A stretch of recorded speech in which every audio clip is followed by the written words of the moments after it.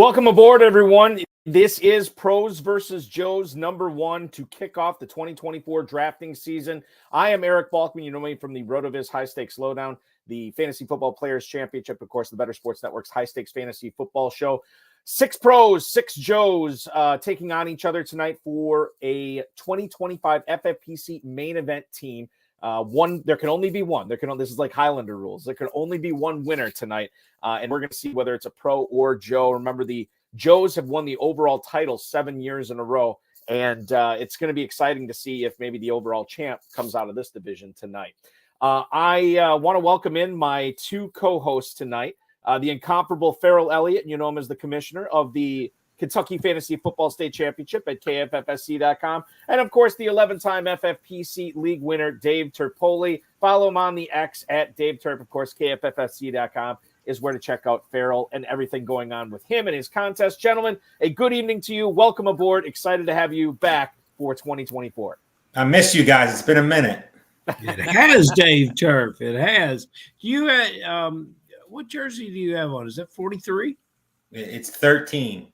13. I don't even Boggy. I don't think you wouldn't know who it is because it's a personalized jersey. What number was Alshon Jeffrey 13 for the Eagles, or 17? He was 17. Okay, all right. Well, fantastic. So we got the jersey stuff out of the way tonight. Maybe somebody can tell us whose jersey that is. I don't know. It's Terp's. Terp personalized it. Exactly. It's a personalized jersey. Terp was a fine player in the 90s for the Eagles. So he was. Too slow, though. This is the first of 6 extra special episodes we're bringing you of the HSFF/FFPC live draft coverage. Shout out to our producer and mutual friend, Rob, and our audio engineer, my best friend, Bryce. highstakesfantasyfootball@gmail.com is where to send your emails, at HSFF, at Eric Balkman, at Dave Terp. If you want to send in any of the questions, comments, queries, quibbles, complaints about tonight's proceedings. So let's get into it right now, ladies and gentlemen. I think Aiden is producing behind the scenes. Aiden, I'll let you handle bringing up the draft board here. But tonight, I'll give you the quick and dirty here. This is what we're looking at for the 6 pros and 6 Joes. We have a Joe drafting out of the number 1 spot, Javon King. Then Matt Schauf from DraftSharks.com is actually in the 2 spot. Robert Trends, the FFPC Joe, is picking 3rd. Peter Overzet from Fantasy Life is actually hitting cleanup tonight. Greg Mistretta, the latest guest on the RotoViz High Stakes Lowdown, he is drafting 5th tonight, followed by Theo Gremminger from PlayerProfiler.com. He's going to join us at the bottom of the hour tonight to talk about his draft. Scott Hoyt and Chase Brown, the FFPC Joe duo, picking at 7. Stacy Perez from Fantasy in Frames is drafting 8th tonight. Another former HSFFR guest, Wilson Moy, is picking 9th. Sigmund Bloom from Footballguys is picking 10th. Derek Kappas, an HSFFR alumnus as well, he is drafting 11th. And Todd Burrows from Sharp Football Analysis is also drafting tonight. Aiden, give me a thumbs up if I got that right. It looks like it is, right? We're good to go. Okay, here it is. Let me see if I can scroll up here so we can get the top few choices, because nobody can see anything right now, so I do apologize for that. So, guys, we'll lead things off to take you through the first round.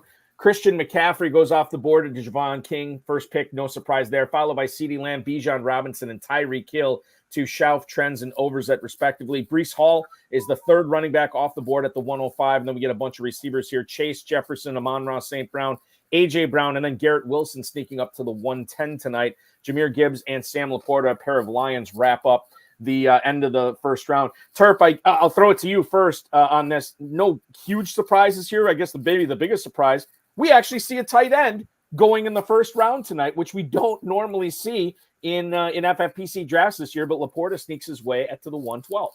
I think it's going to become popular drafting in August. You're going to see a lot of tight end start from 12. If you miss out on one of them receivers, or if Gibbs doesn't fall to you, possibly, unless somebody like an A-Chain or Marvin Harrison, Drake London, Puka, that's a little late for him. It's a pretty good value in this draft.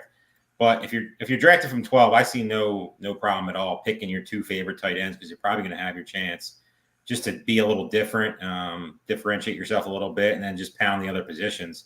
And starting with Laporta and McBride, you really can't go wrong there. Farrell, when's the last time we saw 3 Detroit Lions go in the first round of an FFPC draft like we did tonight? It has been a while, but I would be sure to grab some of those guys. And I agree with Terp. And full disclosure, I have a favorite in this contest, and I am the biggest supporter of all the Joes. But tonight, I'm rooting for a pro, and she's a Joe. She's got a lot of dog in her. She's a real Joe. That's my beloved little. She's great. Perez, and Stacy is linked with Dalton Kincaid, and I've got to come out early and in criticism of what I think I would have done at that draft spot, because we've already had 3 tight ends off the board. I think that left a great deal of value, and I would be curious maybe when Stacy comes on if she would have gone Puka. Terp is right. Puka is a huge value at that if she would have gone Puka if she had another choice. But I would have liked to have seen Puka or Taylor there. I think that's a story of the second round here is Wilson Moy getting Puka Nacua to fall all the way to the 204.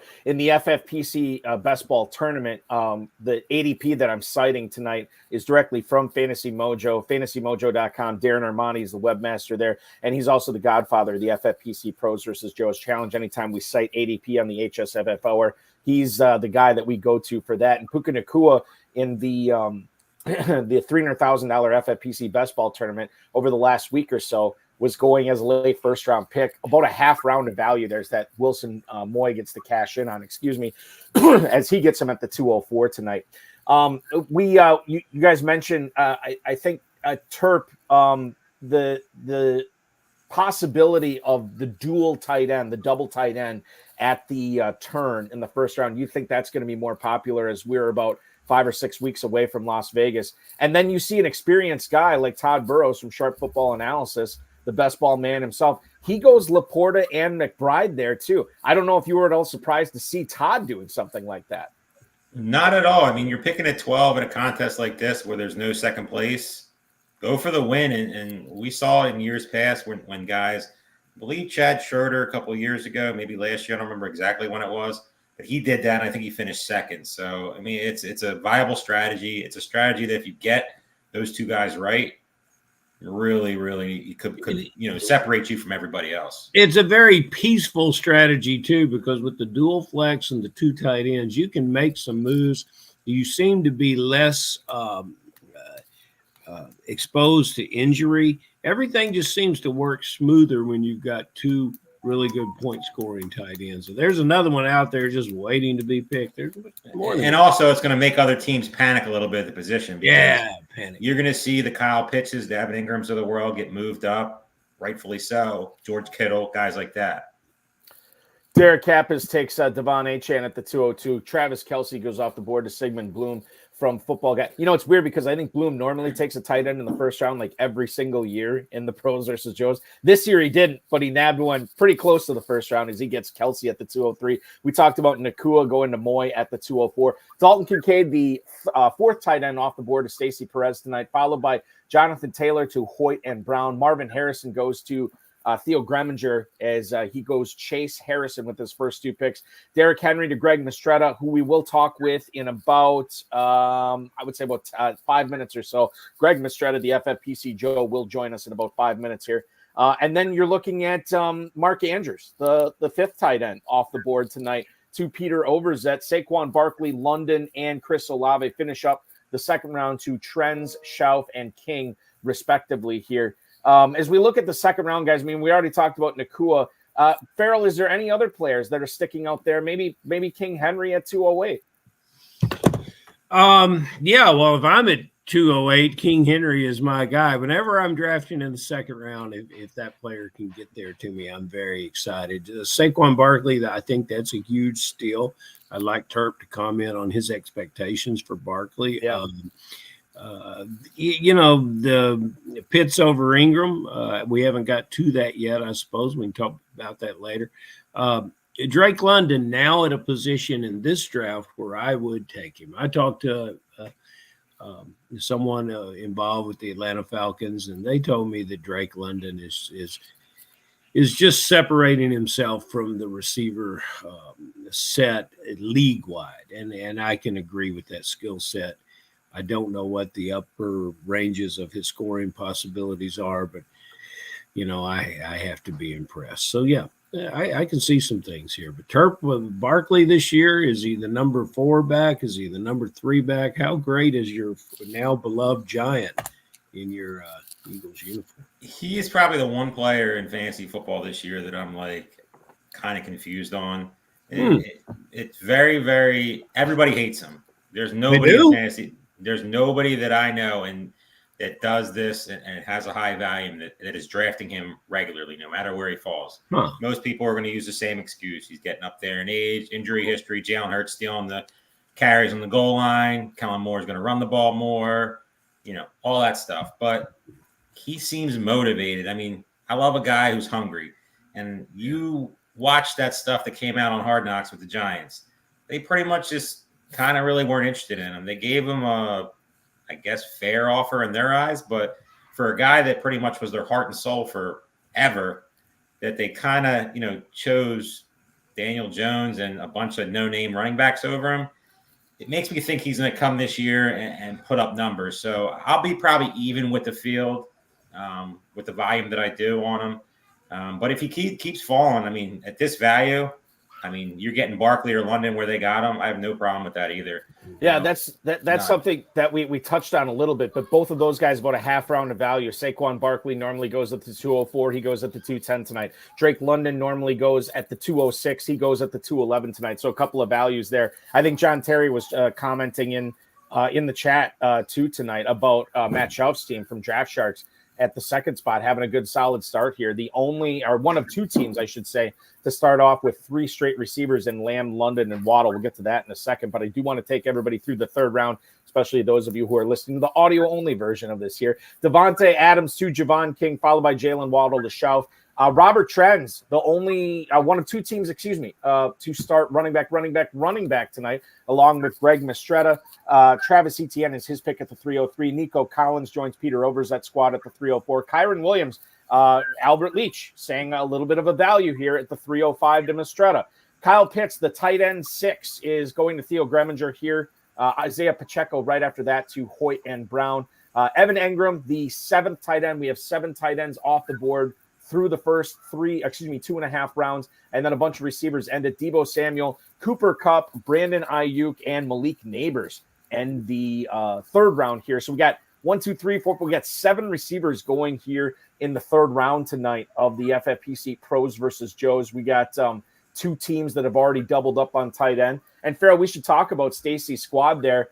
She just made her pick in the 4th round of Devonta Smith, but you look at Kincaid and you look at Engram, interesting squad that she's building there with the bully tight end, 2 tight ends in the first 3 rounds here.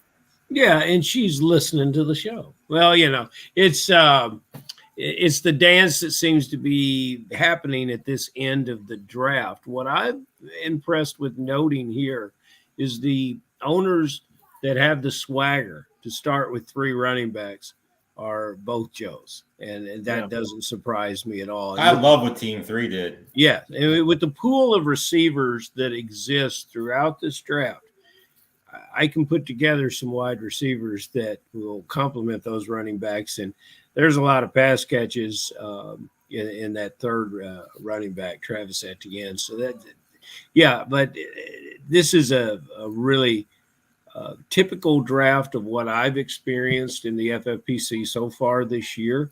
I can't really see that there's Brandon Ayuk is falling exactly where we expected him to fall. Maybe he would be 3 or 4 picks earlier before some of the conversation. Nico Collins is drilled into that early 3rd round pick. So the biggest surprises for me in this draft are the running backs going off the board. 4 straight running backs? Yes. We've seen that Robert Trends has made it 4 straight running backs. Well, all those nice things I just said, I'm taking back. Well, he could not stand prosperity. He's just on a roll. He just had to ruin it. Every time I start saying nice things about people, he just has to come and ruin it and take Josh Jacobs. One of 2 Joes that started off with 3 straight running backs, that was Trends. The other one that did went with the tight end in the 4th round, and I'll bring him on right now, ladies and gentlemen. a guy who has won at every level at the FFPC, and you saw him his interview with me on the road of his high stakes lowdown a couple of weeks back. Greg Mistretta, welcome back to the airwaves, man. Oh, great. Oh, we got Greg. Hold on. I think I got him on mute. That's me. My fault, Greg. You're live now. All right, good. I think it was me. I had you on mute. Oh, okay. All right. We're all together. Yes, we're all together for sure. What do you make of your start here tonight? Running back, tight end. Really super odd build for me. As you know, Eric, if you've previewed any of my other teams, I am tight end heavy. I do try to get a back or two in my first 3 picks, but I've never in 12 drafts yet taken 3 running backs first. I just couldn't pass up on Kyren Williams in the 3rd. I just couldn't believe he was still there. Yeah. And, so I'm kind of taking the board as it comes to me, and I'm about to make some power moves. And this is interesting too, because I think if we look at Henry, it's basically ADP. It was maybe a couple picks early, but you knew he wasn't making it back to you. So if you want him, you got to get him there. Kyren Williams was a value though, for sure. As you start off running back. I think the interesting thing that had to be going through your mind is, well, how do you weigh the fall of Kyren Williams against maybe taking a receiver or maybe a tight end there? But the value of Williams apparently won out. Yep. Hold on. I'm going to pick on you in 1 sec. Okay. For me, I valued Ferguson highly. I knew I was going to have to take him a little early. I really was thinking Ingram at 3, but it was just a little early for me to take him there. But I think the world of Ingram, as you know, but I'm going to pass him in this draft. And I took Ferguson to make sure I had what I wanted there. If Nico Collins had fallen, would you have taken him instead of Williams? I would have. Yes. Yeah. Greg is on the clock right now. No, he is not. He has just made his pick here. And it is your first wide receiver that you've chosen tonight from Pittsburgh, PA. It's George Pickens. And this is, by the way, the 5th straight receiver to go in this round here. Tell us a little bit about why Pickens was the pick for you there, Greg.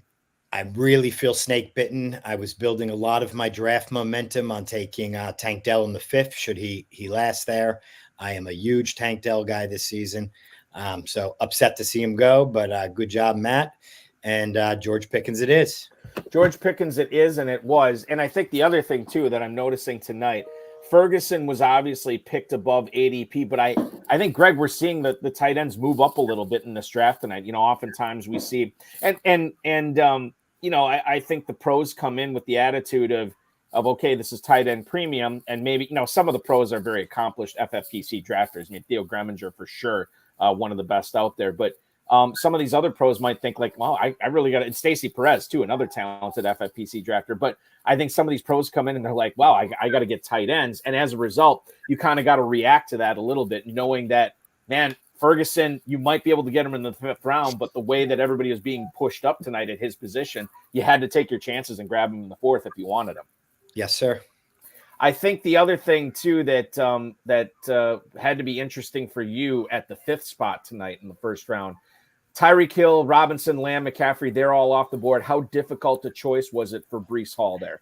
Not at all, but interesting that you asked that question. I planned on shocking a lot of people. I expected Breece to be gone, and I was willing to take JJ at 5. I really love Jefferson. I still think he's by far the best wide receiver in football, better than Lamb, better than Hill, better than Chase. I don't care who's throwing him the ball. They're going to target him 180 times, and he's going to have a whole lot of catches. And I wanted to take JJ at 5, but I couldn't pass up Breece Hall and I had him in the playoff run last year, and those 3 weeks are scarred into my brain. How does the fact that you started off with 3 straight running backs change the way that the rest of the draft is going to go for you? Man, I assume that you're going to be focusing on some of the other positions like receiver and tight end here, but how much does this change the approach that you thought you were going to be taking? You have to be able to adapt. There's no, I don't really have a draft style or approach. I take value, and as my team starts getting built, I react accordingly. So obviously I have work to do, but there's lots of value on this board. You win at the second half of the draft. There's receivers that are going to come out. There's always, top guys. So got to play the board. Would you have liked any of those receivers in front as your 4th round pick? And then do you think you could have got Ferguson in the 5th? Because I kind of do. Yes, I was aiming for Pittman, or Evans if they fell, but they didn't. The tight ends were moved up. I wasn't as interested in Diggs, Hollywood, T. Higgins, so I thought there might be a shot that Dell was still going to get to me. So yeah, I think with Pickens, it certainly does it. I think you got value equal to the guys that were in front of me. I was just curious about that, but yeah, Ferguson, and that's how I've been drafting early. If the tight end is there, I want, you better go get him, and that's proving tonight. Very impressive. Farrell, I've been heavy on Ingram because, the amount of receptions, he broke a record last year, and I was getting him when I started drafting in the middle of round 4, the end of round 4, but slowly but surely, and now he's into the 3s, so. Greg, I think we should point out something to Turk. Look what Ingram did when he left the Giants. And maybe Barkley's going to do the same thing for the Eagles. Think about that. Surely possible. Anything's possible. It's just one, I'm telling you. If Barkley falls where he fell in this draft, I have no problem taking him. If you're asking me, will I take him over London, Harrison, some of the tight ends? Probably not. But Terp is not a homer. Not a homer. What's interesting is, Greg, you're in the hole right now. A couple more picks before you're making your pick. And my question goes out the window because I saw Overzet next to you had both Collins and Diggs, and Stroud was still on the board. And I was wondering if you were going to take Stroud in front of him there to get your quarterback and break up his stack. He has a pair of Ravens too, but Lamar Jackson didn't make it back to him there. But Greg, now that you're on deck here, can you tell us a little? Oh, now you're on the clock. Tell us what you're thinking. Well, I value Keenan Allen greatly in this spot. I think he's going later than he should. Njoku was a consideration, backing up my tight end right there. But I think I'm going to rock and roll with Mr. Keenan Allen. All right, there it is. Keenan Allen as the second receiver, joining a backfield stable of Breece Hall, Derrick Henry, Kyron Williams, and Jake Ferguson. Greg, always a treat to talk to you. Thank you so much for joining the broadcast again tonight. Go get them and enjoy the remainder of the draft, man. Thanks, guys. Good meeting you. Absolutely. Good luck, Greg. Greg Mistretta joining the show here as we are powering through the middle of the 6th round here, ladies and gentlemen, as we are on Overzet's pick. So let me just tell you, and guys, as now that, we're bringing guests on, if there's any pick that stands out to you, feel free to interrupt me and tell me why you think it was good, bad, or indifferent here. But we looked at those first 5 receivers that went off in the 5th round, and then we see sort of like the beginning of the running back dead zone with Cook and Mixon and White and Jones here, Lamar Jackson and Anthony Richardson back to back. Terp, what do you make of we'll look at Wilson Moy's team from the 9 spot here briefly. What do you make of his squad where he goes with the 4 receivers? He still gets Rachaad White in the 5th round. I'm not a huge Rachaad White guy, but when you have those 4 receivers to go with it, I think you can definitely make a nice little meal out of that. One of the best starts. I'm not a Rachaad White guy either, but I mean 5 receivers that are very, very, very good. So I don't really see any downside to that team. I mean, all the players I don't love, but the setup of the team and how they're trying to attack, no issues whatsoever. The one thing I wanted to comment on is I'm pretty sure Todd Burrows will be joining us later, I think. But I love this start. It was real positive on a start with Laporta, McBride, Neighbors, Moore. I'll have that question for him when he comes on, but the Aaron Jones and Stevenson thing is coming a little bit out of left field to me. Oh, no. With Godwin, Kirk, Terry, even Ridley, you could have continued to build that room, and then there's plenty of running backs left. They're kind of like, in my opinion, most of them are all the same at this point. He could have took 5 or 6 in a row. I'm not an Aaron Jones guy. I'm a Stevenson guy, but I'm not an Aaron Jones guy. I think that's just a little tad bit early for me. I'd like to save the Aaron Jones to when we have that gentleman guest with us, but I've got to talk to you guys about Rachaad White. What's the problem?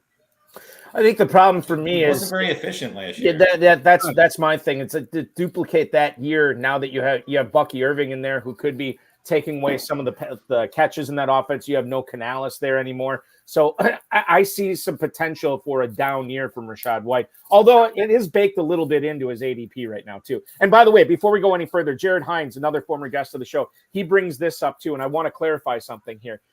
This is a single league best ball, so when we're talking about ADP, it's kind of a nebulous thing, right?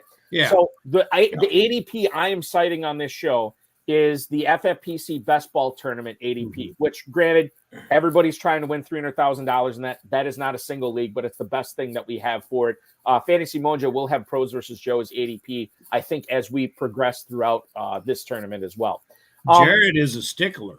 He is a stick, but I'm glad he brought it up because it's good to clarify that. It's always good. It's always good to talk to another Joe here, guys. I want to bring him on right now. He's drafting out of the 7 spot with Chase Brown, another former guest of the HSFF Hour. Scott Hoyt, welcome aboard, my friend. So good to have you on. How do you feel about your team so far? Thanks for having me as well. This is always great to participate in this type of tournament. Love it. It's my favorite time of year, and I think we're happy with it. We felt like we knew what was going to fall at 7. We had a choice between Jefferson and Amon-Ra. We knew that we kind of like, obviously, Jefferson a little bit more just because of who he is and his legacy and what he's done, although Braun's not great. We were shocked at LeBride because LeBride was a guy that we had targeted. And we were going to take him at the turn, the 2 turns. So we were real surprised by that. But we're also thrilled that Taylor dropped to us at that spot, too. We feel pretty good about Taylor. And to get Pacheco back to back, I think we filled what we thought was going to be a running back, zero running back strategy turned out to be just not the opposite, actually. Yeah, I think, Scott, we've cited a couple of pretty nice values here tonight. And Jonathan Taylor was definitely one of them. Puka Nacua was one of them. As you guys are on the clock making your 7th round pick right now, but we talked about Kyron Williams being a bit of a value here tonight. So players have been falling. Drake London, another one as well. Scott and Chase are on the clock right now. They already have 3 receivers, 2 running backs, and CJ Stroud as their signal caller. Taylor and Pacheco, Jefferson, Metcalf here. And you guys end up going with a tight end, Scott. Tell us about Freiermuth. Well, you know what? I love I love where he's at. I'm not a big Arthur Smith fan, but I love where he's at. Nobody is. And I also think that the board dictated that pick. You just got a lot of tight ends going, and we really need to grab at least a tight end here at some point. We feel good about our receiver and running back situation. We love Stroud in the 6th. We'll take him there all day long. And so we're going where the board takes us, frankly. Right. Yeah. There's been a couple of picks that we targeted that just got picked before us. Neighbors was one that we thought about taking early. Tank Dell. We talked a little bit about McBride. So it's been an interesting draft so far, guys. Scott, you're a FFPC veteran, and like there are a zillion ways to build your team when you're trying to win $1 million in that competition. And I think that trying to, get dead set in your head prior to the draft, okay, this is the way it's going to fall. This is what we're going to do. This is our strategy. You have to be able to pivot off that, and the great players always do. You guys were talking about maybe doing a 0 RB start, and now here in the first 3 rounds, you have 2 running backs, which I think changes things for you here. It did, and the board changed it for us. I mean, the board changed. You have to adapt. I mean, whether it's best ball or even main event stuff, you got to adapt. I think the other thing I wanted to ask you about here is Amari Cooper. He's the 30th wide receiver taken tonight at the 507. Deshaun Watson is recovering from that shoulder injury last year. I don't know what his health status is right now, but I do know they did get Jameis Winston as their backup. So if Watson can't go or he's ineffective, man, Cooper might be in for a monster season, and this might be a guy that pretty easily outperforms mid-5th round ADP. Yeah, I mean, again, Cooper was a great value pick, another value pick, and again, the board kind of dictated that. I wasn't really hot. We didn't need another running back, so mix and right. We thought about Lamar, but we just felt like Cooper was a good value.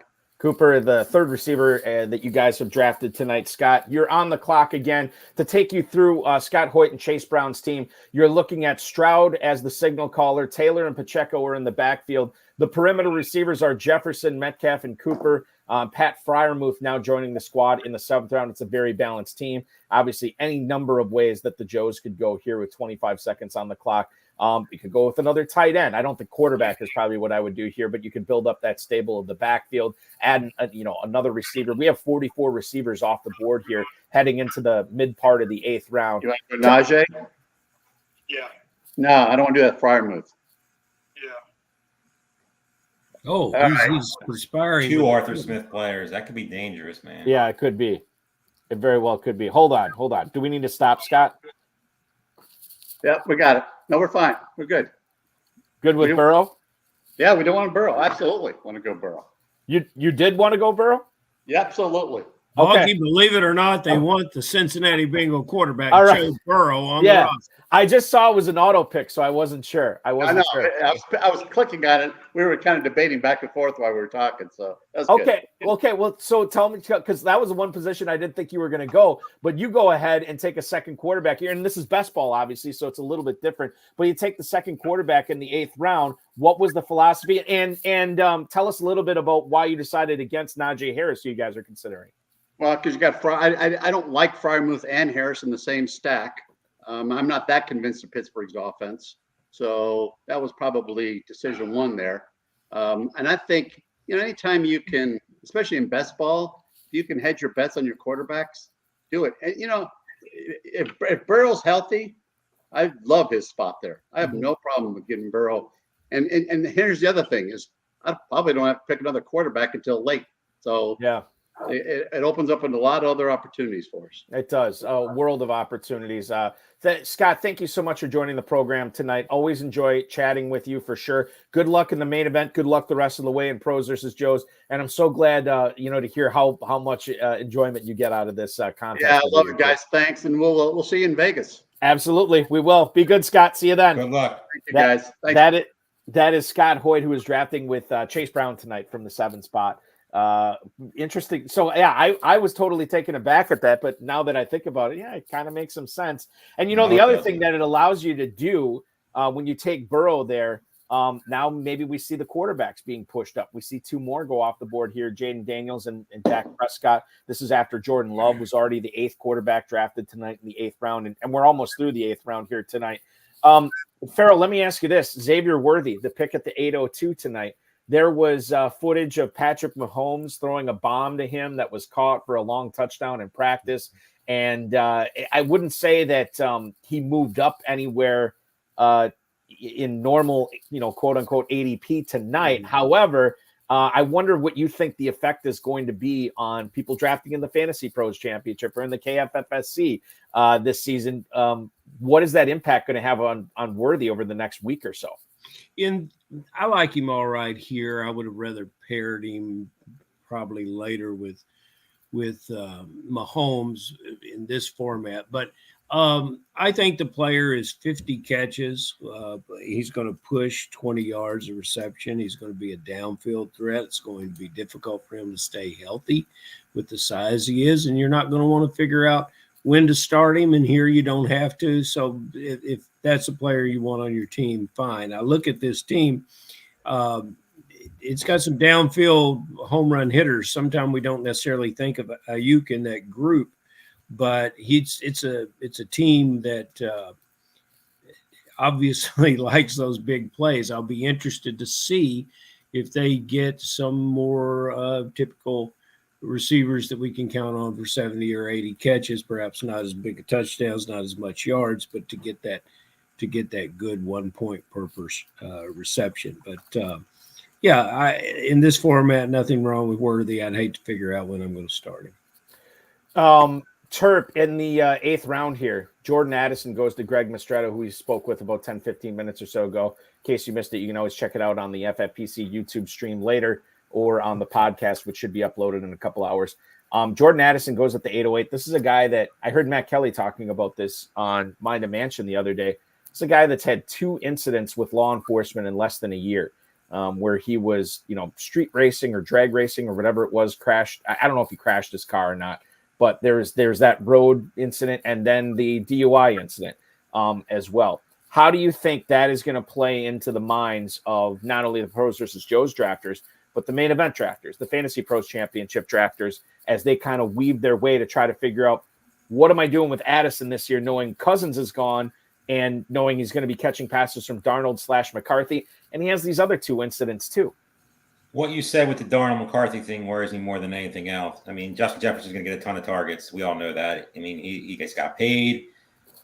He is the alpha and a diva, and he is going to get as much work as possible. Addison, he came on last year. He had a big scoring week, the final week of the FFPC regular season. But I'm just worried about him. He's not a guy that I'll own much of this year, and definitely not at this price. I mean, it's a little rich for my blood, all things considered. With the quarterback play, we don't know yet, and Justin Jefferson there, Hockenson is a big question mark at this point. We don't know what's going on there, and they could, move back to the running game when it comes to Jones and Ty Chandler, who we saw emerge at the end of the last season.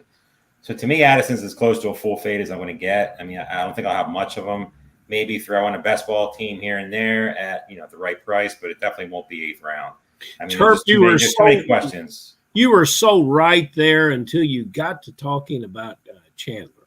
But you are absolutely dead. You're not a Ty Chandler guy? I don't ever want to put my number 2 receiver with an inexperienced and unsuccessful quarterback doing That's correct. In Minnesota. But you're true with Jefferson.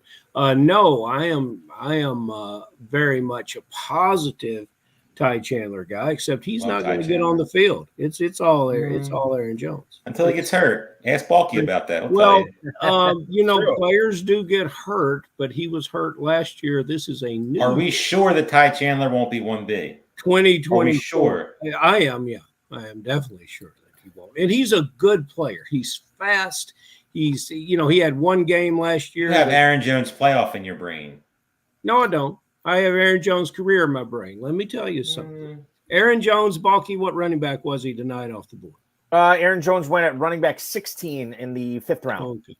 When he is healthy, he's been the 5, 7, and I think 4 running back scorer in fantasy football. And at 16, I'm willing to take that risk that he can return to those single digits. And they didn't. Ty Chandler was there with the team. This league doesn't reward running backs if they've already got the running back in the house. So it would be very important for this drafter. Did he handcuff Jones with Chandler, or did Chandler go somewhere else? He might get that opportunity here soon. Chandler's available. That's a move that he should make. But believe me, Aaron Jones is the right guy there. And you got the receiver situation together. And if anybody wants to argue the lame prospects that Jefferson can't produce with those quarterbacks, just go back and look what he produced with Nick Mullins. I will say this about Ty Chandler. It's not like I'm a huge fan of his, because I'm not. However, I do think we need to keep in mind all the significant injuries that Aaron Jones had last year, and the fact that he is going to be turning 30 years old this season. I am very cautious on him. And this is a guy, Farrell, I love drafting Aaron Jones for the majority of his career. This year, and it has nothing to do with him going to Minnesota. There's a yellow flag out there for me on Aaron Jones this year. That's the way I feel about him. Well, you must not live in fear, Balky. You may wear a yellow shirt, but I don't want you waving that yellow flag. Yeah, don't draft in fear. Don't live in fear. That's good advice for anybody as well as we go through the 9th round here. I'll kick things off here. And Farrell, I think you and I talked about this on Friday night on the High Stakes Fantasy Football Hour. If we didn't, feel free to chime in. But Terp, what do you make of TJ Hockenson going at the 901, tight end 14, a player that, quite frankly, may not be playing until late October, early November, or maybe, just maybe, not until December? I've been very outspoken on TJ Hockenson, and I'll definitely even be more outspoken with this pick now, because there's no overall. I mean, you're playing to win your league. That's the goal of this, is to win your league and get the first place prize. At the end of the day, TJ Hockenson might be available later in the season, but by that time, this team with no tight end, as of now, that's going to be ready for the first couple of weeks of the season, might not be in play. So I like what some of these drafters are doing, getting these tight ends early in tonight, especially because, again, second place means nothing. There's no deep runs later in the season when you're 200-300 points behind, which this owner could be just at the position, with Hockenson. I mean, Hawkinson's, in my opinion, not going to be ready for a while. And even if he is, and he comes back week 5, 6, 7, something like that, you don't know what you're going to get. And Kirk Cousins ain't there anymore. We just talked about it. Let's just say it's J.J. McCarthy time right now. you could say you like him, his potential and all that stuff, and that's cool. But, what did you see in Michigan that's going to make you think J.J. McCarthy is going to be a superstar year one? And fantasy football is a year-by-year thing. Could he be a great player that turns into one? Of course. But do you see J.J. McCarthy going out there and just launching the ball around the field? I don't. And to me, if I'm starting a team and I need a tight end, it's not T.J. Hockenson. Not in this format, definitely. Yeah, I would have reservations on that as well, for sure. Ladies and gentlemen, we've kept him waiting long enough. Let's bring him on right now. The director of content for Player Profiler, also your host for the Sonic Truth, First Class Fantasy, Dynasty Life, and press coverage, all on the Player Profiler Network. You follow him on the X at the OG Fantasy. He is Theo Gremminger, and he is drafting from the 6th spot tonight. Theo, welcome aboard. How do you feel about your team halfway home? I actually feel pretty good. I draft some teams with Terp as well, so I want to put that on my resume. Terp and I are going to probably take down the best ball tournament this year. But it was a little bit like I start wide receiver in a number of these drafts. I probably would have taken Breece Hall if he was there at the 106 for this format, just knowing the edge those early running backs kind of give you. But I was pretty pleased with it. The Pitts one was a bailout for me. I think if I wasn't able to get Pitts in the middle of that third, I would have felt a lot more uncomfortable, and I maybe would have had to get away from my plan at tight end. And then Allen, to me, was a value right there. I was a little stuck in the middle of the fourth, and I think I started that quarterback run. And then James Cook was a correlation play, and I'm OTC right now, and I'm going to take him. He's still in my queue, and I like – I mean, I'll talk about it, OTC here. There's one quarterback. There's a couple of running backs that I like right here, but I'm going to take Justin Herbert here. I think this is about as far as we should let him fall. Yeah, Herbert goes tonight at the 11:06. He is the 18th quarterback off the board. He pairs with Josh Allen. I'll go right to the YouTube chat here for you, Theo. And John Terry, longtime FFPC player, wants to know why you like Swift, or at least why you chose him tonight at the 8:07. I'm kind of warming to Swift a little bit, and shout out to John Terry, who's a fantastic best ball drafter. And I'm going to see you out in Vegas pretty soon, John. But I like Swift in that range. I don't love him, but I think structurally it made a little bit of sense for me. I had the Deontay Johnson pick before, so I had my third wide receiver there. And then in Swift, I feel like I'm gonna get some ADP value there. I like his situation in Chicago a little bit more than some. I think he can finish inside of the RB2 line, and I think people are kind of treating him as an RB3 at this point. I think he's going to also have some weeks where he catches some passes with Caleb Williams as sort of a safety valve there, despite the competition at wide receiver. I just think for a player like Swift, I'm going to get usable weeks in this sort of best ball format, and I don't want to have to be forced into playing catch up at running back. So I was able to get Swift, and then I was able to get Chase Brown, who's a player that I like a lot at this sort of range. I've talked about him with Terp. I know Terp's on him as well. Aboard. But Chase Brown, I think in this sort of a best ball format, I don't have to worry about which weeks to start him. And I think he's going to catch a number of passes out of that backfield. The last healthy season Joe Burrow had, he targeted his running backs like 130 times between Mixon and Pirine. I don't see Zach Moss as that guy. And I think that there's also the fact that Mixon's gone. Also, Tyler Boyd is gone. I think Chase Brown's going to carve himself a weekly role in that passing game, even if Zach Moss is getting, a number of carries. So I like Chase Brown there. I also get a little bit of correlation with him and Jamar Chase, sort of in game flow situations. I think that's going to work out for me. So the team, in this, you have to kind of roll with the punches in this sort of setting. But I don't dislike my team. Let's see how the last 8 rounds go, though. Theo, what can you talk about Brian Thomas and what you expect the stats at the end of the year to look like? I think I see a path where that player plays much better in the second half of the season than he does the first, rather than hit the wall like some early players in their career do. Your thoughts on what he can actually contribute number-wise? Well, it's interesting because you saw the role that Calvin Ridley had, finishing as wide receiver 18. All of those end zone targets that Ridley had, all of those red zone targets that Ridley had. And then I look at Brian Thomas. I think his career could parallel DK Metcalf, where he's a big physical outside receiver, athletically gifted. And Farrell, I think you hit the nail on the head. It's the second half of the season. I think he could be the kind of guy that could rattle off a number of big-time weeks over that second half of the season, and that's sort of what matters.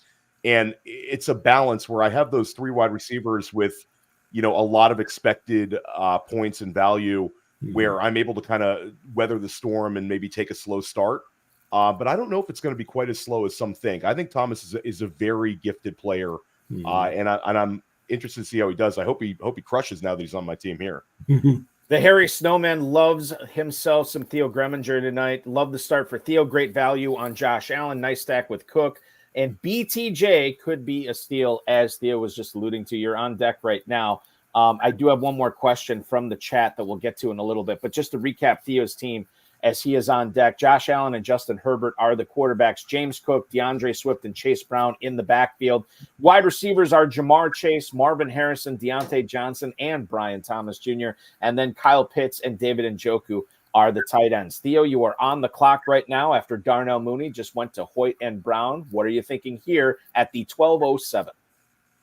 Well, here at the 12:07, I could use another running back, and I'm going to take a pick that I'm not really that excited about taking, but I think he's going to fall in the end zone more times than we'd like. And I'm just going to take some Zeke. I'm going to take old man Zeke.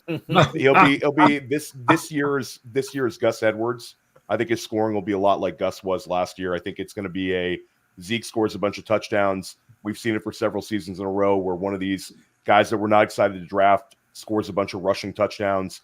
Last year, Raheem Mostert's different. I'm not expecting that. But I think Gus Edwards gave us borderline RB2 production. The season before, we saw it with Jamal Williams. These guys get in these situations where they're on a plus offense in a situation where the guy could just score some touchdowns here. And again, in best ball, I don't have to worry about which weeks to start Zeke. I'll just enjoy it when he falls in the end zone. But Terp, I don't want to get labeled as all things considered. I don't think Zeke is a bad pick this year. I said he was a trash bucket. I used every name possible at him last year. But this year, with the running back room being what it is, I mean, it's not the worst pick in the world. I'm not just saying it's because I do own some Zeke this year because I mean, at this spot, no one believes no one believes that you think that, and no one is. I was very outspoken with him against him last year. I pretty much literally called him every bad name in the book. This year is a little bit different. And Theo, he just. The realization of you picking Zeke here has just made the reality that you draft teams with Terp the most enjoyable thing I've heard all day. So thank you so much. Oh, no, absolutely.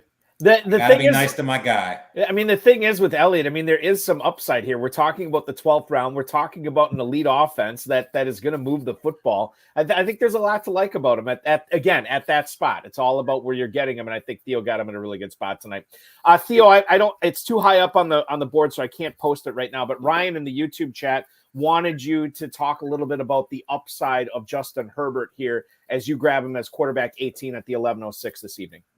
Well, he gives me the ability to potentially go with a 2 quarterback build. I don't think Justin Herbert's going to be as bad as people think. It's sort of a life finds a way mentality with these players of his caliber, where the market is betting on him as like this kind of mid to low end QB2. We've seen nothing but positives with him throughout his career. Do they have the horses at running back that they're going to be able to emulate 2019 Baltimore and just pound the football over and over and over again? That team in 2019 set the NFL record in rushing production with Gus Edwards and Kamani Vidal and J.K. Dobbins. Do they have that juice, or are they going to have to air it out a little bit more than maybe the market is not alluding to?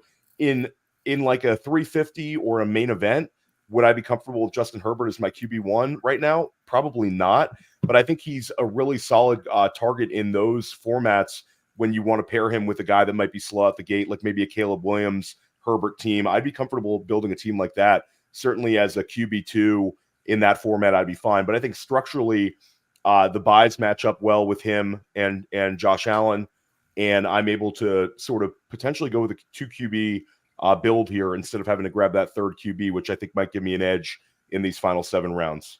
Theo, in a vacuum, do you like, in a format like this, 20-team best ball slim for FFPC, do you normally, like, if you had your druthers, would you rather just have a 2-quarterback team or a 3-quarterback team? Which one makes you feel a little bit, and I know it depends upon the rest of the team, but if you had your druthers and you could pick one or the other, which one are you more comfortable with? I think it depends a lot on the rest of the build, because especially if I take the first QB off the board, then I would tend to gravitate towards a 2 QB build. Most of the time, though, I think in a 20-round format, you're going to want that third quarterback, but not necessarily so. I think you could kind of be fluid with this one.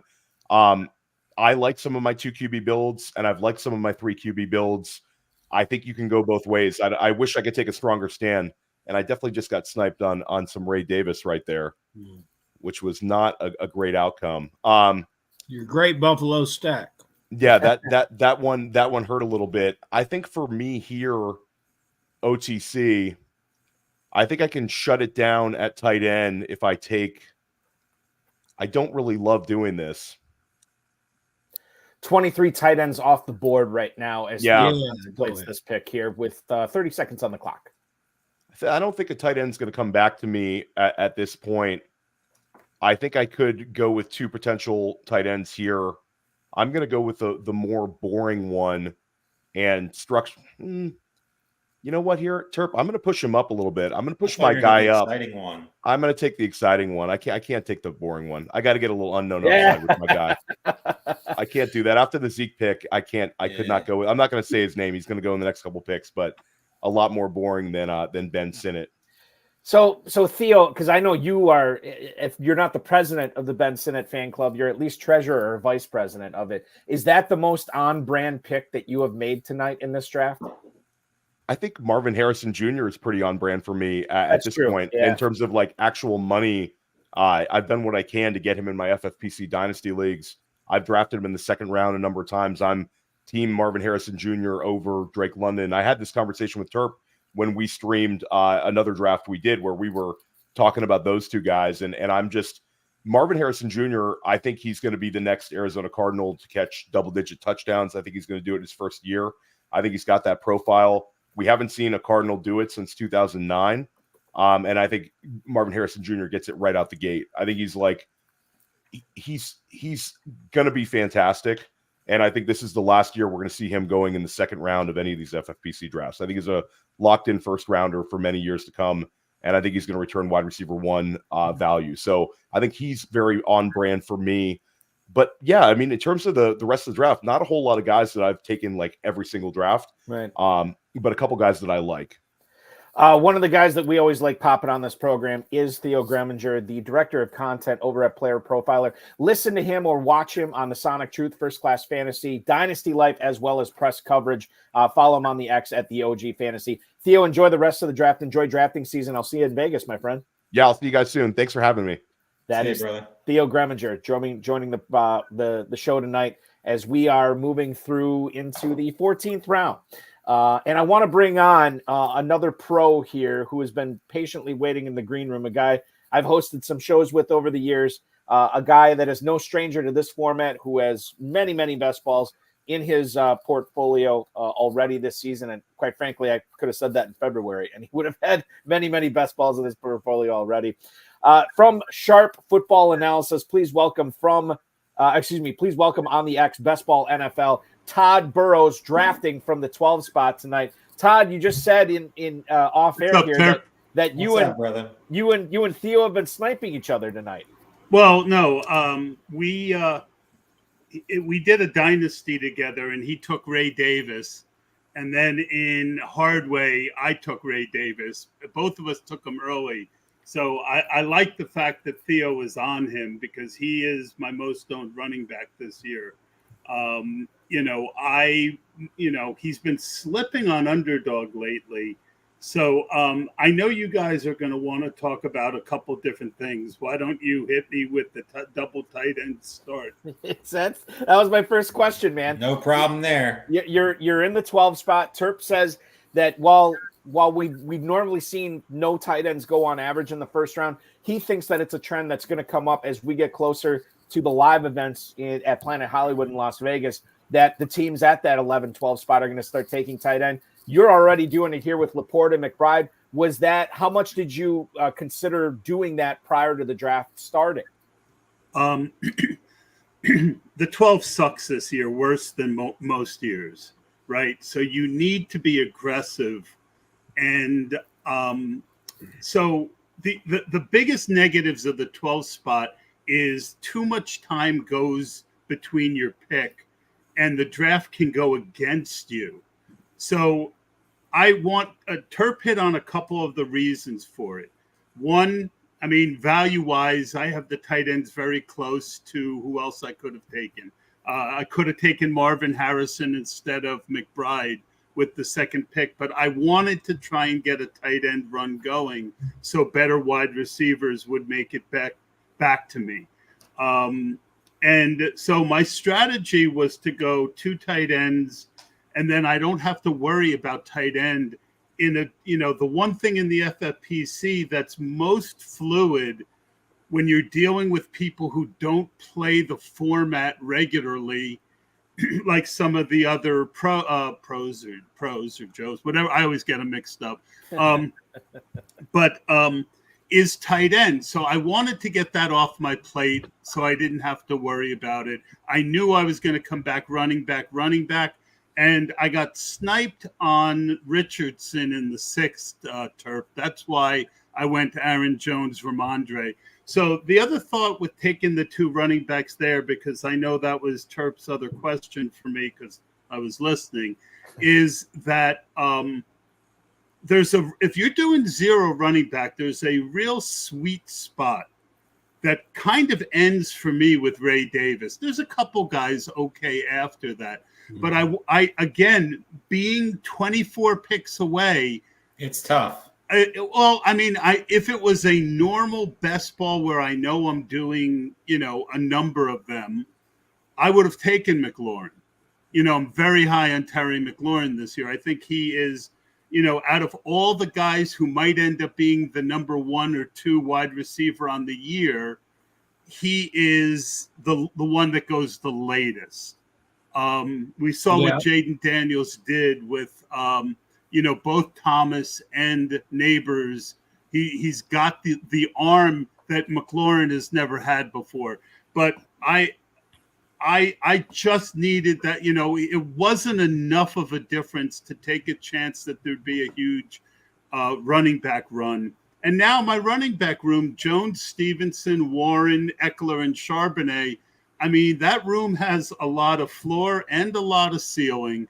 I get the worry on Terp that you mentioned on Aaron Jones, but he also doesn't have a lot of tread on the tires. He's never been a heavy usage guy, and he goes to a better offense, and he goes to a faster track with better weather than he's ever had before. That's fair. So that's why I like Mr. Jones this year. I like Ramondre. I think Ramondre and Zamir White could both be the Josh Jacobs of this year. Thank you. That guy that we think it's a bad offense, but he's the clear number 1. Yes, Gibson's there, but Ramondre has pass game chops too. Very high on my, and I love Jaylen Warren. Jaylen Warren's another guy, great floor. And who says he might not with the new coach? As much as we don't like Arthur Smith, if he falls in love with him, Jaylen Warren could be the 1A, not the 1B. It's true. It's 100% true. Getting back to your 4th round pick here, Todd, you take DJ Moore there. Now, as the draft progressed, it was entirely possible for you, and I guess you couldn't have known this, but it was entirely possible for you to grab Keenan Allen in the 6th round. It was entirely possible for you to grab Rome Odunze in the 8th round. You did get Caleb Williams in the 9th. Why? Or maybe it was just maybe you don't have a strong feeling on the Bears receivers, and Moore just happened to be a nice value there. But I look at the Moore-Williams stack. Was that the most valuable one that you see in Chicago when you consider draft capital of how you could have gotten Allen or Odunze cheaper? I think DJ Moore is a superstar. And I think, Keenan Allen's a great player, but he, as you get older and you start getting regularly injured, sometimes you lose your explosion. But in general, remember, this is not a tournament. But even in tournament best ball, the studies have shown that taking 2 early wide receivers with a quarterback more times than not are not optimal. So in something like this, I just want my A guy. And I felt, what it came down to was more, I took Metcalf more over Metcalf, who I really have a little bit higher, Metcalf. But I wanted a guy that I thought, because I knew I wasn't going to go wide receiver for a little while, I wanted a guy who I thought had a good floor and ceiling, and that's DJ Moore. And, I think running back, you're going to start seeing bad running backs come off the board. Bad. I've planned this draft, and it's working out so far. I got sniped on Josh Downs. I got sniped on, Derek Capps has sniped me 3 times. I can't remember the last draft I got sniped 3 times. He got Wicks, he got Downs. There's a lot of late wide receivers that I like more than, these these guys that can really give you, some points. So, and you got 2 very good ones with Davis and Wan'Dale Robinson, who I think is one of the most undervalued guys right now in fantasy football. Yeah, I agree. And watching that Hard Knocks, the Giants, I remember that they had signed the Oakland guard, but I had forgotten they also got Runyon. So now you've got an all-pro left tackle. You've got, I'm up. Hold on. Todd, while you consider your picks, let me just recap or just let everybody know what Todd is doing here from the 12 spot. So right now on the clock at the 15-12, he locked up his tight ends early, Laporte and McBride. He got Kyler Murray and Caleb Williams sort of in the mid-rounds as his top 2 quarterbacks. The running backs are Aaron Jones, Ramondre Stevenson, Jalen Warren, Austin Eckler, Zach Charbonnet. And then the receivers are Malik Neighbors, DJ Moore, Cortland Sutton, Gabe Davis, Wan'Dale Robinson. And Todd, you've now added a pair of rookies to that wide receiver room a little bit as well. Why were Troy Franklin and Jalen Polk the right picks for you there? Troy Franklin was my 4th favorite tape in the class. And he's reunited with he's reunited with his shower buddy, as the ETR guys would say. And I like the guy. I think he's a good football player who had a bad combine, and then after the combine you find out that he was sick. So I normally don't take a lot of Polk. I won't say why, because but my most owned player is still out there, and if he comes back, I'll grab him. But I look, one of the things that I've really adjusted over the last few years is I was taking too many vets and not enough rookies, especially rookies with explosive upside. And if you look at my team, Neighbors, DJ Moore's still young. I took the 2 young tight ends instead of Kelsey, which I was surprised you guys didn't mention that I skipped over Kelsey. No. These young guys, we kind of know what they are, and what they are is fine. But boy, if they hit that next gear, that supercharges your teams. Todd, I had a question for you. You took a Ramondre Stevenson in front of 2 players that I would have preferred. One younger and one older, that being Walker and Kamara. I'm just curious what your thoughts are, not why you picked Stevenson, but what your expectations are on Walker and especially Kamara this year. Well, Kamara, they've got a lot of problems with that offensive line. Kamara showed signs of aging. So I ended up getting a guy who profiles just like Kamara a long time later in Eckler, right? Why is Eckler going so much later than Kamara when they're basically the same player? Good pass catching back. And Eckler's in a better situation probably. And then I took Charbonnet instead of Walker. I like Charbonnet. He's got that pass catching role. I like Walker a lot. But I really feel like Ramondre, like I said, could be that Jacobs. And I'm a lot less worried about Gibson in the backfield than I am Charbonnet with Walkers. But I mean, in this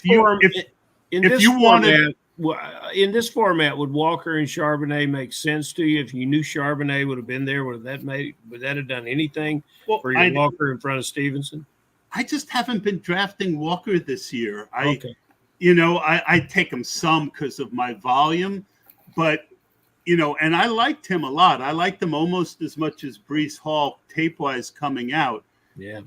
But I think that team is going to be a lot more pass happy than they've been. Under Pete Carroll is gone, boys. It's a new world. You got 3 great wide receivers and a good pass catching. Last year, he was at Washington, and Pete was a great defensive mind. He always got the most out of his defense. What if that defense goes backwards and they're behind a lot?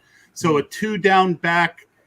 I like Ramondre's pass catching chops, and I don't think Walker's going to catch too many passes. But if you tell me you like Walker more than Ramondre, then you're with most of the drafters who's taking him first, and I can certainly see it. We're talking with Todd Burrows from Sharp Football Analysis here. 4 straight receivers in the 13th through 17th round, or 13th through 16th round here. Todd, when you look at your squad here, you feel like you're done at quarterback, or maybe you got one more in you in these last 4 picks? Well, no, he's gone. Daniel Jones is gone. I don't mind this. I don't mind the stack without. You never say never in when you get this late, because you really, especially in this isn't a tournament team, right? I don't need to take super risks late. I want guys who are going to give me points. And if a third quarterback I think is going to give me more points than anyone else on the board, then I'm certainly going to consider him. Todd, the thing that I think you have made the adjustment for this year is the youth. You're focusing on youth. Do you feel like you will take that to a different level, an even stronger level, when you're going up against thousands of teams rather than just 11 teams? I mean, you're seeing me draft pretty much all the guys that I've been overweight on in this draft. Kyler, I'm even weight on, but I am over on maybe not the tight ends, but in this format, again, that was a specific thing that I'm doing because I had the 12 spot. But the rest of my team is all guys that I'm overweight on, that I believe in. So I think I've mentioned a couple ways that you want to supercharge tournament teams that I'm not doing today as much. So yes, I will supercharge a tournament team a little bit more than a contained league, but ultimately I'm still drafting football players that I think can succeed. A guy who has been very successful in fantasy football in the FFPC and everywhere has been Todd Burrows. Continue to follow him on the X at BestBallNFL and check out all his work over at Sharp Football Analysis. Todd, once again, always fun chopping it up with you, getting into the mind of the guy who pushed the tight ends up tonight and is drafting a lot of youth. We love to see it, and good luck the rest of the way, my friend. Thank you so much for joining us. Always a pleasure. Thank you, guys. Brother. That is absolutely pleasure's all on this side of the computer screen for sure. Todd Burrows dropping by as we are moving through the mid-17th round. We've had a lot of great guests on. Why stop now, guys? I think let's just keep this line of great guests going, and we want to talk. Theo Gremminger was on earlier, a guy who has participated in this competition as a Joe, and now the last few years he's been participating as a pro. And I think there's another person that you could label a former Joe, never in this format, never in this tournament before, but a woman I've competed against with, have immense respect for. You check out all her analysis over at the Fantasy and Frames YouTube channel. You follow her on X at Stacy_Perez83. Please welcome aboard Stacy Perez, who is picking from the 8th spot tonight. Stacy, welcome in. What's up, guys? How's it going? It's going Great. good. Better question is, how's it going with your team from the 8 slot tonight? Ooh, man. I was sweating there a few times, when Theo was on and he was deciding, which tight end to take. And he took Senate. I tell you, my heart was in my throat there because I was waiting for Otten to fall back to me to make it work with my team. So, man, this is tough. Everybody in here is just so good. So many sharks. It's been something tonight. I have a question. I'd like to get started. A question with Stacy. Stacy, I think. Well, don't be scared. Now, were you trying to gain favor with Terp by drafting Devonta Smith in front of DK Metcalf, or do you just believe it? We just had a gentleman on right now that broke down the fact he referred to the Seattle Seahawks in 2024 as being pass happy. I just like a number 1 Metcalf a little better than a number 2 Smith. Your thoughts on that pick? Yeah, so I actually like both of them, and it really I had both of them, and I was trying to decide, okay, who am I going to take here? And honestly, I really liked Devonta Smith.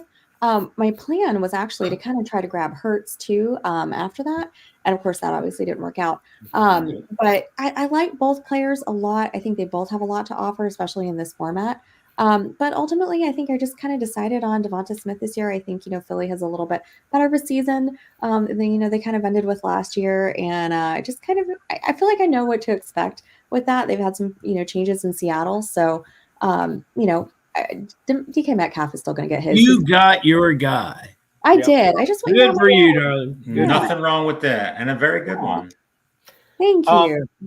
Anytime you take an Eagle, Terp, I shouldn't say anytime, but 95% of the time, that's going to get the Dave Terp stamp of approval on this program for 1,000%. You talk about all the sharks in here, and actually, before we get to that, I'll ask you that in a second. But you were just on the clock and definitely made the pick of Malachi Corley. Is this pandering to Farrell Elliott tonight, making one of his favorite picks tonight? Or was this the fact of like, hey, I really like this rookie receiver that could be the number 2 in New York, more often than not this season, as you grab him at the 1805? Tell us a little bit about why Corley was the proper choice for you there, Stacy. So Farrell, I didn't know that you were a big Corley fan, but obviously you have great taste because, the Yak King, as he is so called, one of my favorite rookies coming out. I just think that he's kind of like going to be used as like a baby Debo almost, kind of in that way where you can use him as, as a running back, you can kind of use him as a wide receiver. I just like all that he brings to the table. And Balky, from what I hear, he's living in Aaron Rodgers' guest house. So that's all I need to hear is that those guys are getting on the same page. We know how Rodgers typically doesn't love rookies, but if they are staying together and they seem like they're that close, then that is really all I need to hear. Yeah, Rodgers has been pretty effusive in his praise. I remember who was the guy? Guys, help me out on this. I know I should know this because he was a Packer. The guy out of Clemson that they picked in the 3rd round a few years ago, he washed out of the league. He's playing in the UFL now. Rodgers. Was it not Armani Rodgers? What was his name? I think it is Armani Rodgers. I think. Yeah, it was something like that. Man, if you hadn't asked me, I would know the guy's name, but you asked me and now I can't think of it. I'm gonna look it up right now. It's definitely Amari Rodgers. Yeah, yes, Amari Rodgers. That's Mm-hmm. And I know when that love between Corley and Rodgers was going on X, Rodgers put something out like, I wish it would have been this way when I was in Green Bay with Rodgers, and it didn't work out that way, but it is working out that way in New York. The question I did want to ask you, Stacy, and you talked about having these 6 pros in here and 6 really accomplished FFPC Joes as well. Yeah. How much of your normal, quote unquote, normal fantasy football strategy did you adjust knowing that a lot of different things could happen in this draft tonight and they were going to be wildly unpredictable? Yeah. So I think it's something that, I heard, and I'll take from my friend Bob Harris, and I'm sure he's going to be on at some point later in these drafts, is that, you can't be a slave to ADP. Right. And particularly here. And it's tough, because this is a tournament where you don't have really ADP to look at. So, but if we're just looking at, where guys have been going historically and, best ball tournaments like this, you just really can't be a slave to it. And you've got to go after the players that you want, because if you don't, they're not going to be there. Right. Like I would have loved to have Sam Laporta if Todd hadn't snatched him in the 1st round. I just felt like St. Brown came to me. So I was like, I can't grab Laporta there. But if St. Brown hadn't fallen to me, I absolutely would have taken Laporta there. And it probably would have been a smidge early, but somebody's not coming back to you. And if you want that player, go get them. Did you kind of make up your mind that you were going to grab an elite tight end? If not in the first round, Stacy, you're for sure going to have one by the second? Absolutely. That was kind of my plan, knowing that I was going to be drafting out of the 8 spot. This is a tight end premium format. So I just thought to myself, I really want to do a bully tight end here in some way or some fashion. If it falls to me and it makes sense, I don't want to reach too much, but if I can make it work, that was exactly what I wanted to do. And I was so pleased that I got Kincaid and Ingram there. You've been going Kincaid in a lot of your drafts. Is he a complete difference maker for you? Or Balky, I can't see the board as to who fell behind him. I suppose Andrews is there and a few others. Is Kincaid, is he part of that group of your top 3 tight ends? Is he going to perform as well as Kelsey and Laporta and those guys? I think he could. I think there's an absolute chance that he could do that. I think he could come away as the number 1 pass catcher in Buffalo right now where things are so fluid. You've got Curtis Samuel there, Keon Coleman, rookie. I don't see why, at the end of the season, I don't think it would be a surprise at all if Dalton Kincaid comes away. Well, I'm proud that you've got 2 producing tight ends on your team, because let me tell you, the cream of the crop of the tight ends is going off the board right now. These are some names, man. Some great names going off the board right now. Lord, this is a horror movie. True dust buckets right here. 19th round, my goodness. Daniel Bellinger, Zach Ertz. I mean, them names ain't going to keep. They're going to keep you up at night. It's a lot of purple. I'm kind of glad that I grabbed Kate Otten when I did. Colby Parkinson was actually one that I was looking forward to getting, but I got sniped on him. Stacy, how we were talking about Todd Burrows before. How much did he hit the fact that he took 2 tight ends affect your choice in the 3rd round? Again, being the second team out of 12 to grab 2 tight ends. And in a spot when nearly, more than half the league didn't have any, you went out and got your second. Yeah, I just really felt, Theo taking Kyle Pitts right there too, because it was between Pitts and Ingram for me, honestly, those 2 guys. And so that kind of made my decision a little bit easier when Pitts went off the board. But I was just really, kind of like, this is going to be, I'm committed to this. This is what I want to do. And it looks like it's going to work out. So I'm going to go ahead and grab it. And then I think it just kind of pushed everybody around a little bit, with those receivers kind of going a little bit further, with Debo and Cooper Kupp and Ayuk and everything coming out towards the end of the 3rd, which sometimes you see those guys going a lot higher. So, and in this format, I can start both of those guys. It's not like we're working with a 1 tight end, roster here. I'm going to be able to start both of those guys potentially every week until they're by in, I think, week 12. Stacy, Khalif Raymond comes off the board to you in the 19th round. Can you tell us a little bit about why he is a solid dart throw here for you? Yeah, so I've got Goff and I've got Amon-Ra St. Brown here, so just wanted to fill out a little bit more Lions for me. I love their offense this year. I think they were great last year. I think they're going to be great again this year. It's a high volume offense. He's a guy that's going to be on the field for them, and he's going to have the opportunity to grab some balls, especially in the 19th round here. That's what you're looking for. You're looking for upside, and I'm looking for high volume offenses where players are still available. So that's kind of what made me want to take Khalif Raymond. And I've done it a few times when I've been able to get that Lions stack. He just seems like a player that kind of makes sense for me in a best ball format. Stacy, go ahead, Farrell. I'm sorry. Stacy, pal Rick Ross, a good buddy of ours from the KFFC, just texted me he would like to buy a piece of your team since you're in business with all his Detroit Lions. But in every draft that I've seen, Rome Odunze is your guy. Yes. I want some numbers. Just give me some numbers as to what he's going to do with this quarterback. And I think I will follow up after that. Yeah, well, let Turp have after that she follow. speaks, I'm going to go on the Rome Odunze bandwagon the other way. Oh gosh. Well, Farrell, I was told there would be no math here tonight. I want numbers, Darren. I've got to have numbers because you always ask the numbers question. I just don't understand why. Nobody knows numbers. Let the guest answer the question before you start spewing negatives about this talented young receiver, because Stacy knows something and everybody listening needs to find out. Well, okay. So with Rome Odunze, Farrell, what kind of number? You're gonna have to tell me what kind of numbers you're looking for. I would like to know receiving yards and possibly touchdowns. Possibly I want a crystal ball. Stacey, one of them needs to be crystal. Stacy, throw catches in there as well. But best ballpark that you can. Oh my goodness, guys. The numbers. Well, how about this? While you're at it, throw fantasy points per game. Oh my no, don't do guys, that. you're making it too tough. This is not kidding. calculus. Catches, yards, touchdowns. Go, Stacy. Yeah, I mean, I could foresee those are not numbers, Stacy. They're not, but I'm going to get there. So I could foresee him coming on a little bit later in the season, which is why I took him when I did, right? I feel like he's, going to have a little bit of a time to adjust. He's a rookie. He's got a rookie quarterback. But I could see him getting a handful of touchdowns. I'm going to use measurements here. How about that? Whose hands? What? Whose hands to make Whose this? Hands? A guy like Terp who's got big old claw hands, or a guy like you got little hands. I got little hands. I don't have Darnell Washington Jr. hands for sure. No. I think he could walk away with, I don't know, let's put a number. Let's maybe 5 touchdowns. That seems, I'm gonna go with 5. 5 sounds good. I'm just gonna ballpark that. Like I said, guys, you're asking a lawyer to do math here on the fly, and that is just I went to law school, not math school. So my downside with him is I love the player. You had to figure out the room number in law school. They said this is where the class is. You had to go there. You just point me in the right direction. That's it. Give me how many catches, and I'll let you off the hook. How many catches? Oh gosh.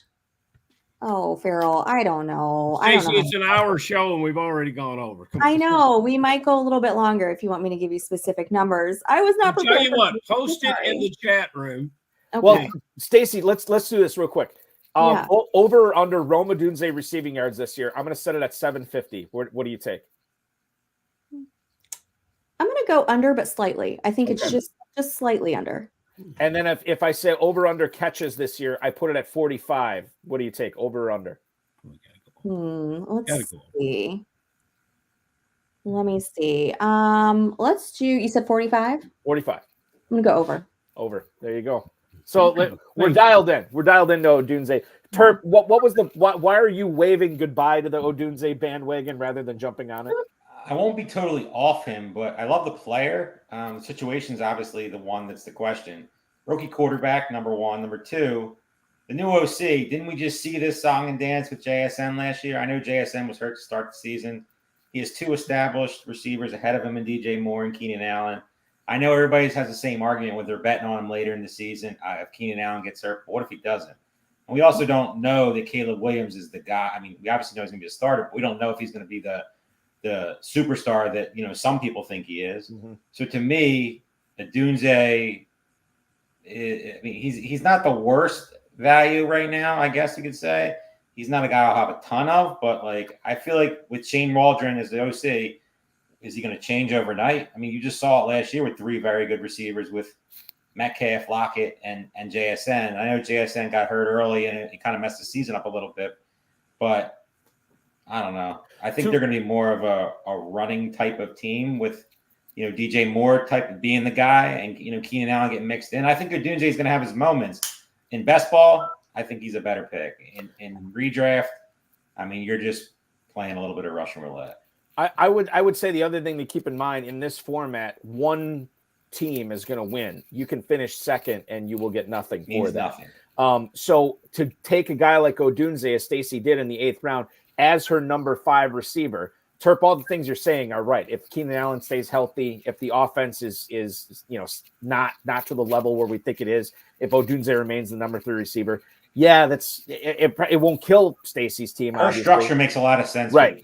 Right. But if Odunze is a hit, and if he does become the number 2 receiver, or maybe she will win this league, then that is a massive hit, and that's the type of player you want to be taking when it's first or nothing. So I totally understand the pick there for you, Stacy. And you have some very talented spokesmen working on your behalf, Stacy. Yeah. Well, but no one has a bigger heart for you than I do. Those are your spokesmen, but I'm holding your heart. We will continue to follow you on the X, Stacy, at Stacy_Perez83, and we will check out everything that you're doing over at the Fantasy and Frames YouTube channel. Hit us up Thursday nights. Is that when you guys normally go live? Yeah. I know you go live several times a week, but yeah, Thursday nights at 9. We're doing the draft show right now, so we're doing every single week. We're doing something different. just to kind of show everybody how many different ways there are to play fantasy that are out there. And one of the ways to play fantasy is trying to win the FFPC Pros versus Joe's League. Did you do it tonight, Stacy? We'll find out in January for sure. Thank you so much for being a part of the broadcast tonight. Congrats on a great team, and good luck in drafting season. I'll see you in Kentucky. Yes, thanks, guys. Have a good night, everybody. That is Stacy Perez, ladies and gentlemen, hanging out with us. And with that, guys, we are done with our first draft. Now, I did want to revisit Team 3, and I'll scroll back up a little bit so we can show this, because somebody in the YouTube chat said, what do we think about Team 3? I think it was Acuna Jr., who's actually going to be drafting as a Joe coming up later on in the Pros vs. Joe's competition.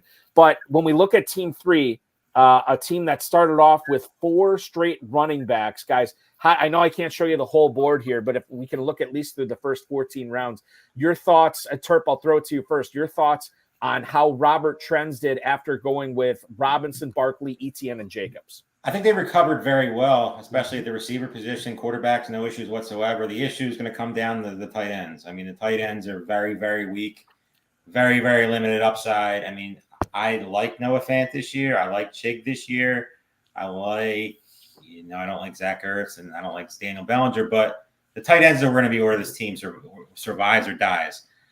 This could be a potential league winner if everything falls right. I like what they did at the receiver position, 2 rookie receivers who have potential to be the number 1 option in the offense with Coleman, with McConkey. I'm a big Calvin Ridley fan this year. Dak is very, very, very undervalued right now in drafts. What changed from last year? He's getting drafted. To me, should be going around about a round or 2 higher. But besides that, I love Will Levis, Daniel Jones. I don't mind. The running back room after the top 4 is a little suspect with J.K. Dobbins. But when you take 4 running backs right off the jump, I mean, what do you expect? Your running back room, you got to pretty much ignore for a while. Yeah. Just because you take 4 running backs doesn't mean that you need to ignore the tight end position, and that's the issue. That's going to be the issue with this team. And you burn 4 picks. You burn 4 picks at tight ends. All of guys, I might like Bellinger. I don't know. But very limited upside. Like, what's the ceiling? You burn 4 picks on this, and the ceiling. The ceiling is in Tennessee, I suppose. That's your best player at the position. But yeah, it's just be conscious. You could have waited on quarterback a little and got a tight end, perhaps. But man, he did some good things with Prescott and Cooks, and then locking up 2 potential Buffalo Bill receivers that could put up big numbers. It always seems like there's a tight end that's drafted between 10 and 15, tight end 10, tight end 15 every year, that shoots up to being a top 5 tight end. Now, who that is, I don't know. But if you look at what Robert Trends did, he waited until tight end 20 to take his first tight end. And I think I'm kind of with you guys. Well, I know I'm with you guys on this. There's always that guy that comes out of nowhere that is, 1 or 2 guys that are way down in the draft to come up and be a top 10, tight end. We see it every year.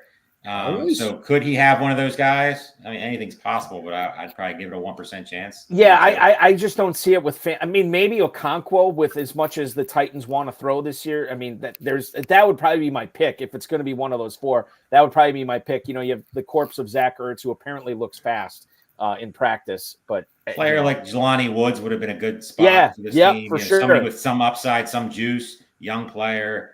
He could have taken a 5th tight end that's not going to score. Ertz and Bellinger, they really don't. Lucas Kroll, I mean, if you believe the hype in Denver, if he's going to be the guy at the tight end position, if Dulcich ain't back, would have been a guy that has, some juice, a player like. Colby Parkinson in the 17th, I think. But I don't know if I would ever classify him as a guy with juice. I mean, he's serviceable, but he would have been better than Zach Ertz and There's 7 tight ends on the roster. The round. I wonder if they all got when you start off 4 running backs and you don't give yourself any flexibility, you miss all the value at running back, which there always falls. And then you're pretty much just one position is going to be really, really weak. Yeah, if you're going to go strong at any one position, go ahead and cover the others. Have a plan for the others. And that's the dangers of robust RB in the FFPC. But wow, guys, what a first night it was. We saw some fireworks here. Thanks to Todd Burrows, Stacy Perez pushing up those tight ends. We saw Scott Hoyt double up on quarterbacks here with Chase Brown, his teammate, his drafting mate with Stroud and Burrow. That was fun. It was a wild night. We saw 6 consecutive tight ends go off the board in the 18th and 19th round. I can't imagine what's in store for us on night 2, which we will do tomorrow night. I think this is a pros-dominated draft. Really? You think so? You think the pros dominated it? Did very, very well in this draft. Are you kidding, Turp? Those guys are They would be my top 3 teams, pros. Okay. What about I could see it. I don't necessarily know if I agree with it, but I would say this. I think this was an impressive showing by the pros, who have not won the overall of this competition, which is since 2017. Very, very surprising, all things considered. Right. So it was fun. Guys, excuse me. I will let you go. I will talk with both of you tomorrow night at 9 p.m. Eastern time. Check out Farrell's Kentucky Fantasy Football State Championship at kffsc.com. Register for the main event draft live in Cincinnati or Louisville or online from the comfort of your own home. But we want you to come to Louisville. We want you to come. Turp, if you come this year, we'll let you draft Zeke. Yeah. Is that sweetening the pot for you, Turp? Yeah. You could have said a lot of things right now that might have juiced it up. Come on, Zeke isn't one of them. We'll make sure everybody leaves Zeke alone. We'll get Zeke and Barkley. I appreciate that. At Dave Turp on the X. Turp, great job. Farrell, great job. We will talk with you gentlemen tomorrow night. See you guys tomorrow. All right. We'll see you. That is Dave Turpoli. That is Farrell Elliott hopping aboard tonight on the coverage of night 1 of the FFPC Pros versus Joes Challenge. I want to thank both those guys. I want to thank tonight's guests, Greg Mistretta, Scott Hoyt, Theo Gremminger, Todd Burrows, and Stacy Perez. Coming up tomorrow, we will be live again for night number 2. It's the IPA League. We did the Seltzer League last night. We do the IPA League tonight. The Drows in that draft tomorrow that will start at 9 p.m. Eastern. Ron Chan, the duo of Craig Magnuson and Tim Marks, who are former HSFF Hour guests. Rob Vieira, another former guest of the show, long time. Been on a lot of shows with the FFPC. Bill Van Ormer is going to be drafting too. You saw him on the HSFF Hour in the RotoViz High Stakes Slowdown probably last year. So he'll be coming on, one of the greatest FFPC drafters out there, high stakes drafters out there, in Glenn Lowy. And then Ryan Cleary also being making up the Joes tomorrow night. The pro side of it, from Draft Sharks, we have Shane Hallam. Also from Draft Sharks, we have Jared Smola drafting tomorrow night, who has given his buddy Matt Schauf some love, who drafted from the 2-hole tonight. He will be picking from the 3rd spot tomorrow. Sean Siegel and Ben Gretsch, the Stealing Bananas podcast hosts, will be drafting tomorrow. Derek Brown from Fantasy Pros as well. Scott Connor from Dynasty and Chill. Of course, Dynasty trades in 5, Dynasty League football. And then Josh Lucky, who does everything. Player Profiler, and doing a lot of stuff out there for a lot of other websites too. So this is going to be a really good matchup. A lot of really talented FFPC Joes and a lot of Joes that are very familiar, or a lot of pros that are very familiar with the Pros versus Joes challenge format as well. So that will start at 9 p.m. tomorrow night. We will be back at it then. Until then, what you can do is make sure you have your FFPC main event teams paid off and register for your FFPC main event teams by midnight Pacific time tomorrow. If you do that, you will have your draft slot of where you're picking by July 29th. So super, super early. A lot of the people in your leagues may not have that information, and you'll have that information. You'll know where you're picking well before they know where they're picking, so you can start prepping for your draft. Make sure you're paying off those teams by midnight Pacific time tomorrow. The FFPC Fantasy Pros Championship is live. We have a ton of drafts going off. I'm looking at it right now. The 10 p.m. draft is filled. That starts in about 25 minutes. Yours truly is commissioning that. But I'm also commissioning the midnight draft tonight, which has 9 spots available, about 2.5 hours, so plenty of time to join that. That league is going to fill up. Leagues are filling up both slow and live every day with the Fantasy Pros Championship over at myffpc.com, so make sure you're registering for that and taking advantage of trying to win a $1 million grand prize in a $6 million plus prize pool. Remember, you'll get $50 off every 3rd team that you sign up for with the Fantasy Pros Championship as well. Talked a little bit about the Best Ball Tournament and the Superflex Best Ball Tournament. Those are both live. The Best Ball Tournament with the FFPC, we added a $100,000 grand prize, $100,000 onto the grand prize this year. So it's now a $300,000 grand prize, just $125 to enter that. And then the Superflex Best Ball Tournament, grand prize was $50,000. We upped it to $100,000 this year as well. So you can check that out at myffpc.com. Just $35 to play in that tournament. Dynasty startups and Empire Dynasty startups available now at myffpc.com. Those have been very, very popular. So check those out if you like playing fantasy football every single day. You wake up, you make trades, you modify your roster. That's available at myffpc.com. Join the KFFSC main event at kffsc.com as well. Thanks so much for watching, everybody. If this is the first time you're watching the High Stakes Fantasy Football Hour, we normally air Friday nights at 10/9 Central on the FFPC socials. Myself and Farrell Elliott, we have a special Wednesday episode this week. So check that out at 10 p.m. this Wednesday. And I want to thank Darren Armani, our producer, mutual friend Rob, audio engineer, my best friend Bryce, and of course, all of our viewers and listeners that made this such an awesome broadcast tonight. So get your main event team squared away by midnight Pacific tomorrow night. I'll give you a reminder on the broadcast as we go live again with more Pros versus Joes challenge draft coverage that resumes at 9 p.m. Eastern time tomorrow night. Thanks for watching, everybody. Really appreciate it.